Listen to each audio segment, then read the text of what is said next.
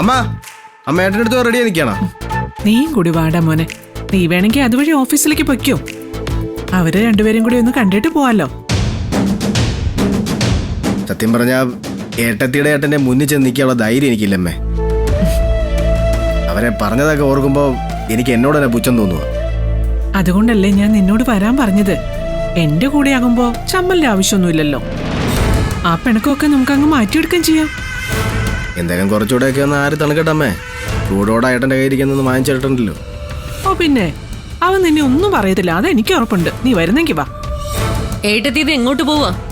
ആരെ കാണാനുള്ള പുറപ്പാടാ? നിധിയെ കാണാൻ പോന്നു. എന്താ വിരോധമുണ്ടോ? ഉണ്ട്, വിരോധമുണ്ട്. ചേടാ, ഞാൻ അവര് താമസിക്കുന്നിടത്തേക്ക് ചെന്ന് എന്റെ മോനെ എന്റെ മരുമോളെയും കാണുന്നതിന് നിന്റെ അനുമതി വാങ്ങിക്കണോ? വേണം. ആ, ഇനി ഇവിടുത്തെ ചിട്ടവട്ടങ്ങളും എന്റെ നിലപാടുകളും ഒക്കെ ഒന്ന് മാറുക. ഈ വീട്ടിൽ എന്ത് നടക്കണമെന്നും ഓരോരുത്തരെ എന്ത് ചെയ്യണമെന്നും ഈ വസുന്ധരയാ തീരുമാനിക്കാൻ പോന്നേ. ഓ, അത് വല്ലാത്ത തീരുമാനമായി പോയല്ലോ. എന്താ എന്നെ പരിഹസിക്കാണോ? അറിയാലോ എന്നെ. പറഞ്ഞതാ. നിധി ഈ വീട്ടിലേക്ക് വരാൻ പാടില്ല എന്ന് മാത്രമല്ല, നിധിയെ ഇവിടുന്ന് ആരും അങ്ങോട്ട് പോയി കാണാനും പാടില്ല.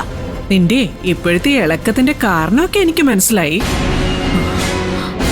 നീയും ശിവാനിയും വിചാരിച്ചതുപോലെ നിധിയെ ജയിലിലടയ്ക്കാൻ പറ്റിയില്ല. തോറ്റു തുന്നം പാടി നാണം കെട്ടതിന്റെ അരിശമല്ലേ വസു നീ ഇപ്പൊ തീർക്കുന്നത്?